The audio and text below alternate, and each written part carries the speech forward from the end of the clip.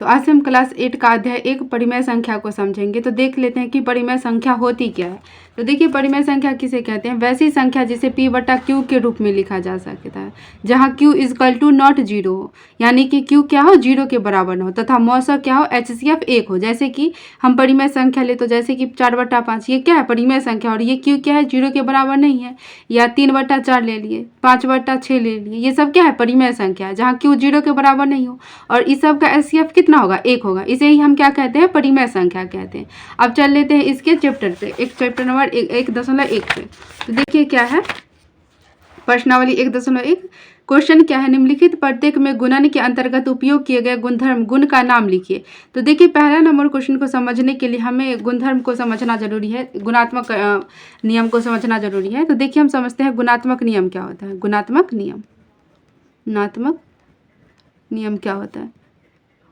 देखिए, गुणात्मक नियम, जैसे कि हम कोई संख्या लिए, एक संख्या लिए, उसको हम 1 से गुना कर देंगे, फिर आगे क्या करेंगे, 1 को पहले लिख देंगे, फिर a बाद में लिखेंगे। यही नियम क्या कहलाता है, गुणात्मक नियम कहलाता है। और इन दोनों का आंसर कितना होगा, रिजल्ट 1 ही होगा। यानी कि हम 1 को 1 से गुना करेंगे तो a ही होगा, या 1 को a से गुना करेंगे तो a ही होगा। तो ये नियम क्या कहलाता है, गुणात्मक नियम कहलाता है। तो पहला का क्वेश्चन क्या है, पहला नंबर क्वेश्चन है -4/5। यहाँ पे हम लिखते हैं -4/5, एक सेकेंड, -4/5 गुने 1 बराबर क्या है, 1 गुने -4/5 बराबर कितना हो जाएगा, -4/5 ही होगा ना। जैसे कि हम 1 को -4/5 से गुना करेंगे तो -4/5 ही होगा, और -4/5 को हम 1 से गुना करेंगे तो क्या होगा, -4/5 ही होगा। तो ये क्या, कौन सा नियम कहलाता है, गुणात्मक नियम। तो पहला का आंसर क्या हो जाएगा, गुणात्मक नियम लिख लीजिएगा। फिर देखिए, दूसरा नंबर क्वेश्चन को हम समझने के लिए हमें समझना होगा क्रम विनिमयता का नियम। क्रम विनिमयता का नियम, देखिए क्रम विनिमयता का नियम क्या होता है। जैसे कि हम कोई दो संख्या ले, मान लेते हैं कि a और b एक संख्या, दो संख्या है, और इसको हम क्या करेंगे, आगे उल्टा करके गुना कर देंगे, यानी कि b गुने a कर देंगे। तो यही नियम क्या कहलाएगा, क्रम विनिमयता का नियम। तो जैसे कि हम एग्जाम्पल लेते हैं, यहाँ पे 5 गुने 4 ले लेते हैं। 5 गुने 4 बराबर क्या हो जाएगा, इसको हम 4 को पहले लिख देंगे और 5 को बाद में लिख देंगे। तो यही नियम क्या कहलाएगा, क्रम विनिमयता का नियम। जैसे कि क्वेश्चन क्या है, क्वेश्चन है -13/17 गुने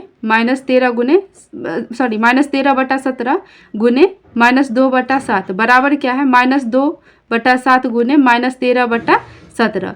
यानी कि इसको अगर हम a मान लें और इसको b मान लें, तो देखिए पहले में क्या है, a गुने b, बाद में क्या है, b गुने a।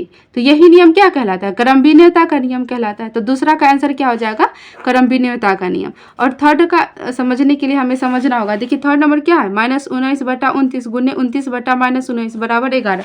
तो इस नियम को हमें समझने के लिए हमें समझना होगा गुणात्मक प्रतिलोम का नियम। गुणात्मक प्रतिलोम, देखिए गुणात्मक प्रतिलोम का नियम क्या होता है। जैसे कि हम अगर कोई संख्या लिए, मान लेते हैं कि हम a/b के रूप में एक संख्या लिए, तो आगे हम क्या करेंगे, इसी को उल्टा करके लिख देंगे, यानी कि प्रतिलोम करके लिख देंगे। तो ये क्या हो जाएगा, गुणात्मक प्रतिलोम होगा। जैसे कि, और इसका आंसर कितना होगा, 1 ही होगा। कैसे होगा 1, जैसे b से b कट जाएगा, ये a से a कट जाएगा, तो इसका आंसर कितना होगा, 1 होगा।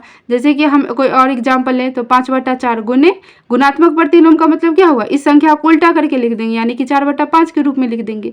तो यही नियम क्या होगा, गुणात्मक प्रतिलोम, और इसका आंसर कितना हो जाएगा, 1 होगा। इस 4 से ये 4 खत्म हो जाएगा, और ये 5 से 5 कट जाएगा, तो ये गुणात्मक प्रतिलोम होगा। तो थर्ड नंबर क्वेश्चन क्या है, थर्ड नंबर क्वेश्चन है -19/29 गुने 29/-19 बराबर कितना होगा, 1 होगा। तो इसका आंसर क्या हो जाएगा, गुणात्मक प्रतिलोम का नियम होगा। अब देख लेते हैं 2 नंबर क्वेश्चन। 2 नंबर क्वेश्चन क्या है, बताइए कौन से गुणधर्म गुण की सहायता से आप 1/3 गुने 6 गुने 4/3 को 1/3 गुने 6 गुने 4/3 के रूप में अभिकलन कर सकते हैं।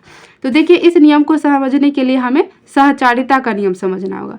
सहचारिता का नियम, देखिए सहचारिता का नियम क्या होता है। जैसे कि हम कोई 3 संख्या लिए, a b c, ये संख्या है, बराबर में a बी सी। हम पहले क्या करेंगे, कोई दो में ब्रैकेट लगा लेंगे, मान लेते हैं कि इन दोनों में ब्रैकेट लगा लिए। फिर क्या करेंगे, आगे इन दोनों में से किसी एक को छोड़ करके हम दो में ब्रैकेट लगा लेते हैं, तो इन दोनों में ब्रैकेट लगा लेंगे। तो यही क्या कहलाएगा, सहचारिता का नियम कहलाता है। जैसे तीन गो संख्या ले, उन तीनों को गुना कर देंगे और दो में ब्रैकेट लगा लेंगे, फिर एक को छोड़ देंगे। फिर अगला में क्या करेंगे, इन दोनों जिसमें हम पहले ब्रैकेट लगाए हैं उसको में से एक को छोड़ देंगे और दो में ब्रैकेट लगा देंगे। तो यही नियम क्या कहलाता है, सहचारिता का नियम। तो 2 नंबर का क्वेश्चन क्या है, क्वेश्चन है 1/3 गुने 6 गुने 4/3 बराबर क्या है, 1/3 गुने 6 में ब्रैकेट लगा है गुने 4/3।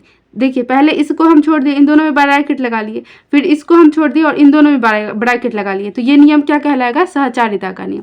तो तो दूसरा का आंसर क्या हो जाएगा, सहचारिता का नियम। इसमें आप लिख लीजिएगा सहचारिता का नियम, सहचारिता का नियम। तो देखिए ये प्रश्नावली कंप्लीट हो गया। तो फिर देखेंगे प्रश्नावली 1.1 को। तब तक के लिए धन्यवाद।